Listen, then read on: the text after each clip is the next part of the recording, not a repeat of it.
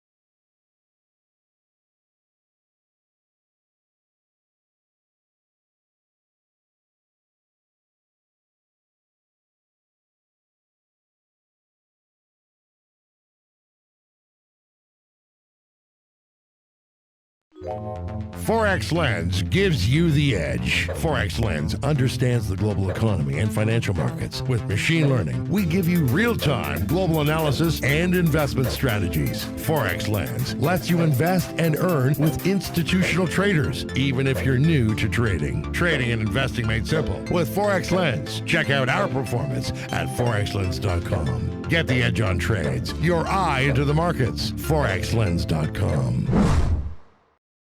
Good morning, everybody. This is George FX, GFX, coming at you from Toronto on Friday, December the 6th for Forex Lens. RP Forex is on vacation. He's back on Monday, though, 11 a.m. sharp, so don't miss out.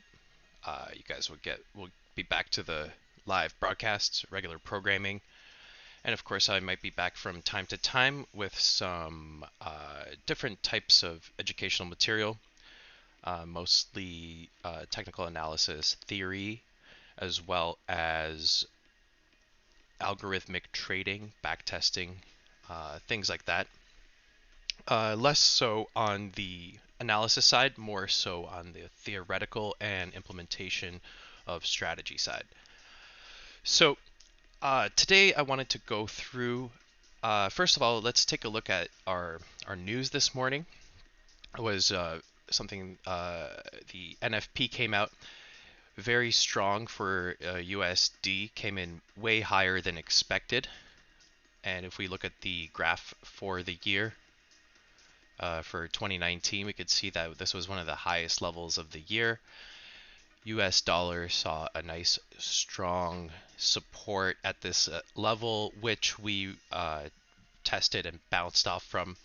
It's nice to see how these things line up, right? We've held this line for quite a while, since July, and it's these economic events that are also timed just right, propelling this, just propelling it back into place.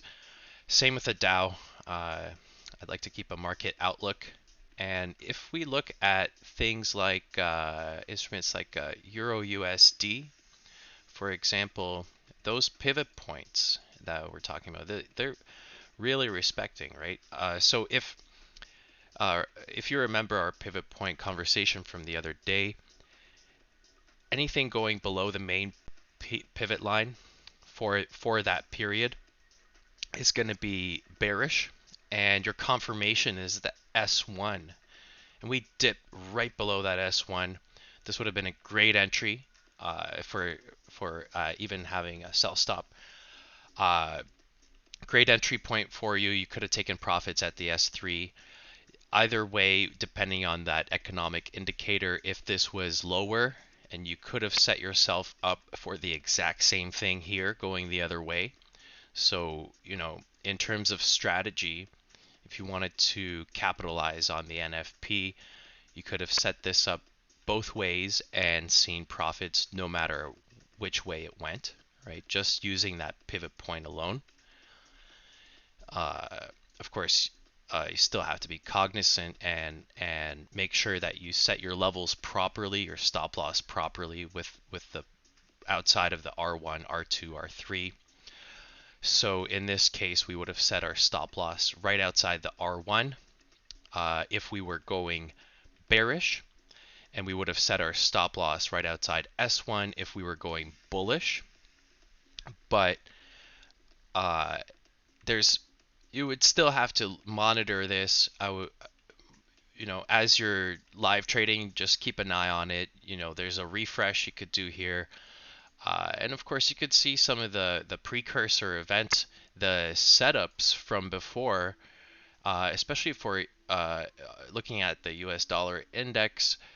We know that there's a nice support here. So, if news is likely to either push us below or above that, keep an eye on gold as well. There was a major moves all across the board today, right?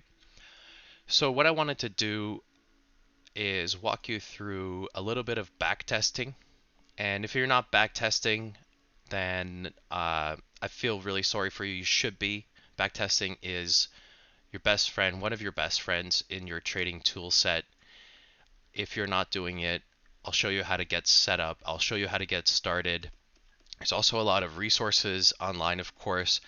We do have an algorithmic trading course coming up, and I'll be basically sharing with you on how to implement the different strategies, and the actual scripting that it takes is on a very basic level. You can do quite a lot of damage and help yourself and get a little bit of machine learning into your life to help you with your analysis, so you don't constantly have to do all this stuff manually. But of course, that doesn't discount the fact that knowing how to set any of this up manually is going to help you with how to do it algorithmically as well. So don't discount that. Another thing you want to keep an eye on with when we have our London session plotted here, you see this spike in volume here at 8:30. That's from the NFP. And that's the driver. Just by seeing this volume spike, that's another indicator that when we're below this pivot line, and we have a red volume bar like this, it's a real great signal, especially that our ADX is above 20. That's 1, 2, 3, plus we're below our range that we set up on the ripple, right? So like there's 3 indicators right there, and let me pop open the MACD for you. And I'm only doing MACD here because we're trending, right? So just to have a look at that, we already had some indications here on these crossovers. Now, nothing solid, nothing that significant, because you see how close those are, how tight they are, but still something to give you a little bit of a hint, a extra push, knowing that there's, we've got, see the histogram? The histogram are these levels here. It's pushing down. We've got all this confirmation here. So, if you're trading the news, this was a great way to confirm any of that. Of course, stochastics is not going to be as best of an indicator here because we're inside we're not overbought, oversold or anything, so it's a little harder to tell. But you do get those crossovers there too, if you wanted to kind of have a double confirmation on the momentum indicators. The other thing that I would look at here is let's make sure we have our object tree open. And if you recall, we set this up on purpose so that we can clean things up. Now, let me add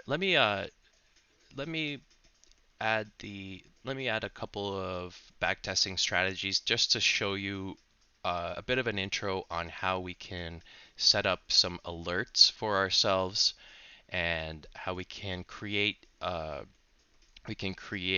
analysis for ourselves so that we don't have to manually monitor everything. And eventually you'll get to a point where you can, instead of doing all of this stuff, and mostly all of it you can do programmatically. So you wake up in the morning and it's all ready for you. And then I would definitely would not leave out the human element here, but you want to make sure that you're still looking at it, and you don't just automatically place those trades on your account, as things like NFP news like this was a little unexpected, especially from the reason why it was a bit unexpected is because if we go back a couple of days, we had the ADP, which is the private sector. It came in way under, so this is very conflicting in that sense from an economical standpoint. But interesting to see that we had this the NFP uh, release come out so high, right? So that's a strong indicator. But let me show you guys a couple of things. I'm going to turn off ADX here, and I'm going to hide a bunch of things here. I'm going to hide our tides, waves, ripples, and let's hide. Keep the volume on. Let's hide these bars here, and hide our pivots. Hide the 200. Hide the London sessions. Nice clean chart, right? Back to the clean chart. And I'm gonna plot the volume profile, which there it is. We want the visible range. I must have deactivated that at some point. So let's pop back into the 15-minute for a second, just so we can have a look. And you could see that we have, in terms of time periods, just gonna turn this back on for a second. Let it recalculate. There we go. So we want to make sure we get the today's period in here just to see what those volume levels look like. And the reason why I use this as the 0 point to indicate the London session, so we can see the volume levels for London session, right? So right now we have an opportunity here that price might come back to around this zone. So that's something to monitor. Let me see here. And of course, if you zoom out a bit, you'll see that price is also leaning down to here. And that's just from using the volume profile alone. Now I'm going to go back to the day, and let's take a look at some back testing. Okay, so I've pre-built a couple of strategies for you so you could see the effects on the actual pair. I'm gonna give a year over year. We see the beginning of 2019, and let's zoom in on that. So now we have 2019 plotted here, the whole year.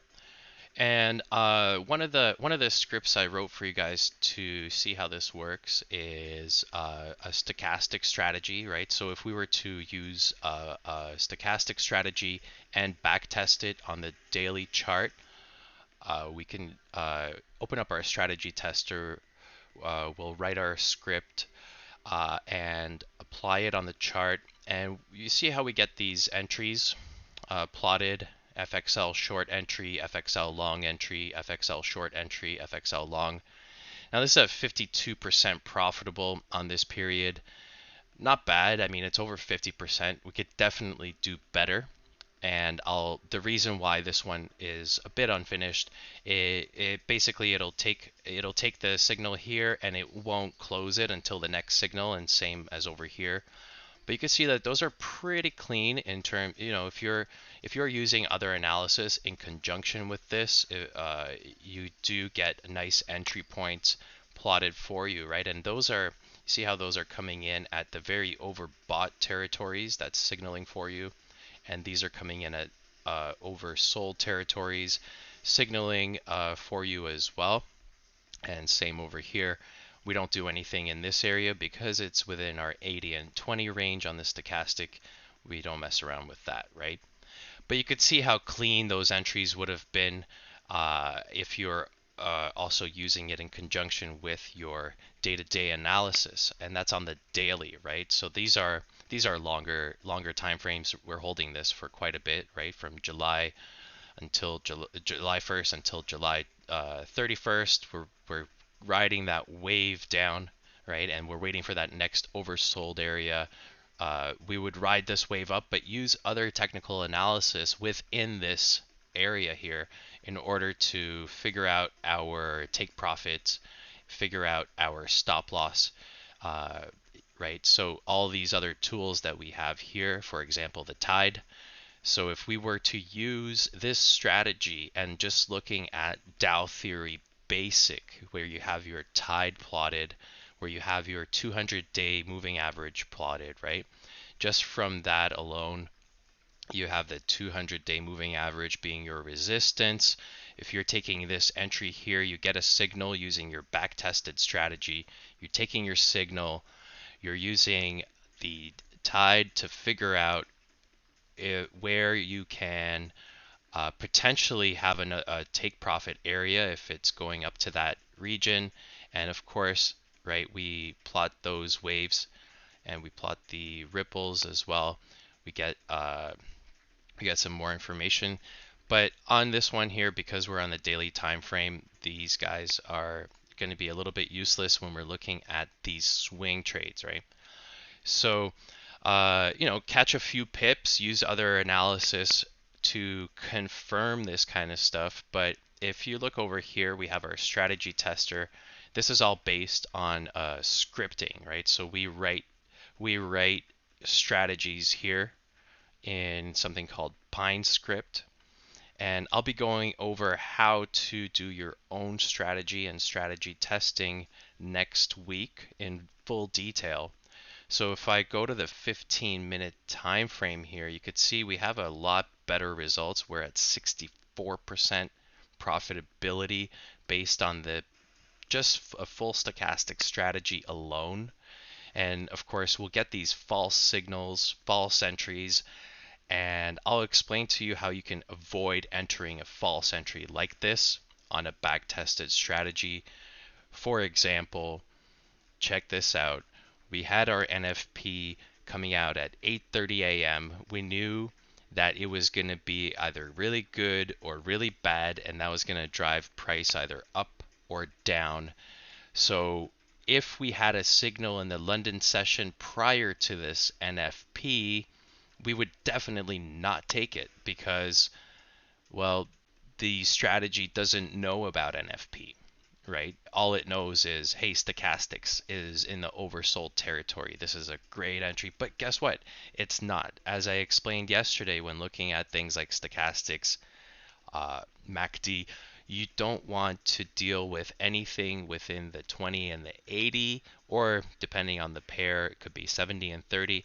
But also these lines that converge and they flatten out like this, if they're not clean, like this, clean slopes, then don't even bother looking at that signal. I would ignore the signal even if it wasn't for NFP, because we don't have that clean entry point. We don't have that clean exit either. When we can see by flattening of these curves, they start to converge together and they become flat. That is a false signal, my friends. And there's of course ways that you can program the Pine editor to discover flat lines like this, and I'll be going over that as well in the next coming weeks. There's going to be several part series on creating full back-tested strategies. We'll focus a little bit on automation, but I'm still going to be a proponent of only using this as a tool to help you get in, help you get out, etc. Right? Now, if I go back in time here a little bit, we can see why this reached the 64% profitable. We had a good entry here. This is a nice clean entry that I can trust because it's actually in the overbought territory. The slopes are perfect. They're just exactly what we want to see. The cleaner this crossover, the better the entry, right? You see that this was another false signal.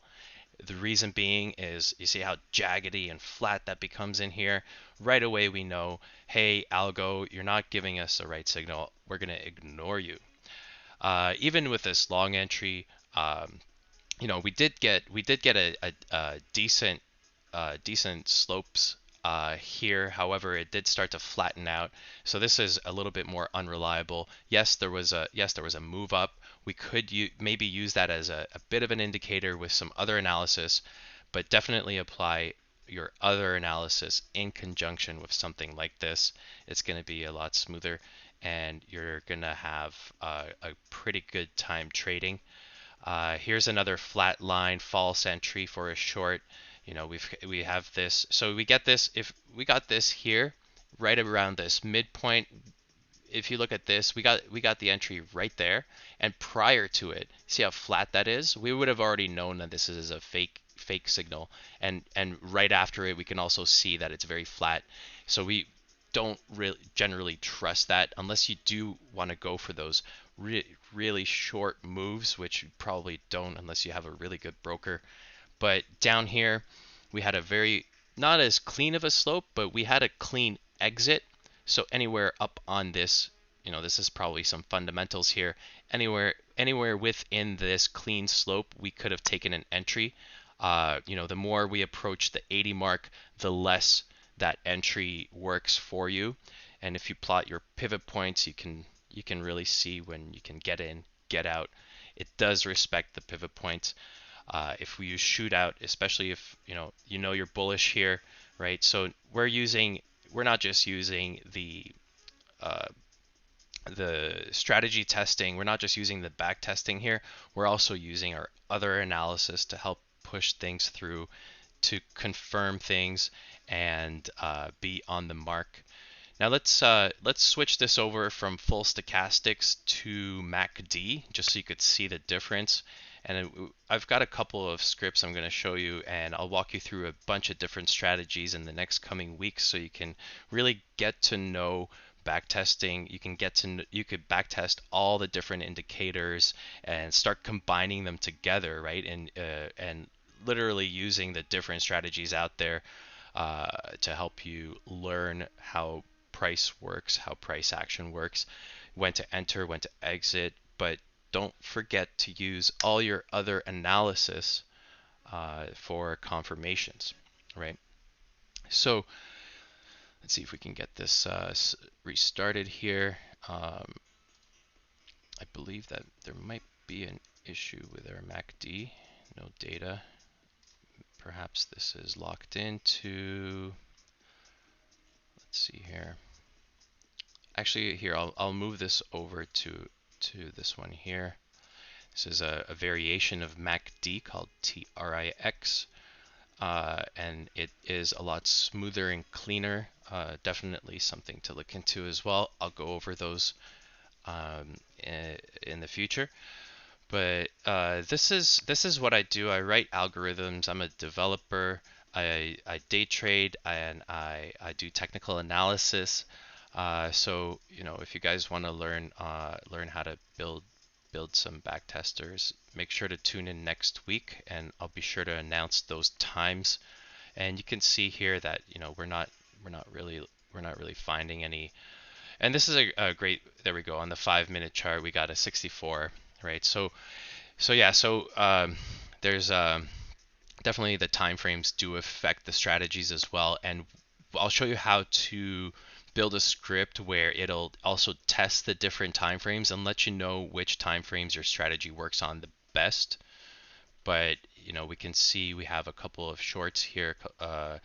Now nothing really strong. I would use this for if you're doing if you want to do automated high velocity trading. This is something that we could use, because that 64% is going to kick us over into profit territory no matter what. So even with a false signals, we'll still come out on top. That $29 profit here is based on some lots and lots of 5-minute chart trades, right? And of course, this isn't as tight as it could be. As it closes out the previous signal with the next signal, and I'll show you how to make it so that it closes out several pips or at pivot lines. You can even program your strategy to take profit at different pivot lines or past pivot lines at percentiles. If you right click if you right click on your price here, you can switch it from regular to percent. And this is a really cool way of looking uh, at if you're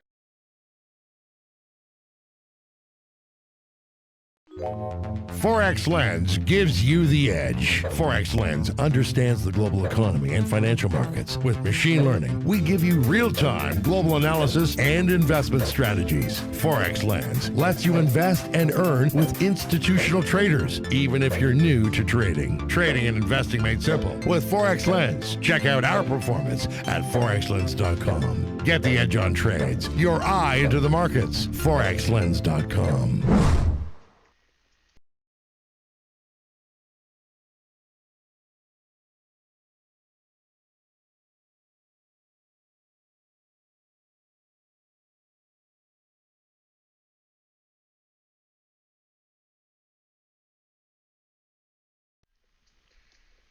hello. Oh, hey, sorry about that, folks. My microphone just went on me again. I really got to do something about that.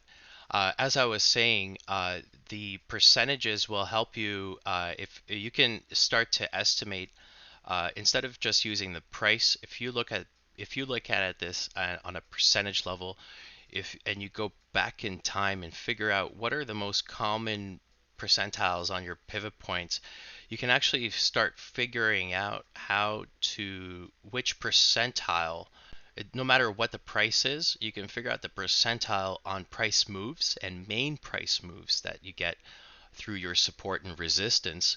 And the law of averages will play in your favor when you're placing your stop losses and take profits.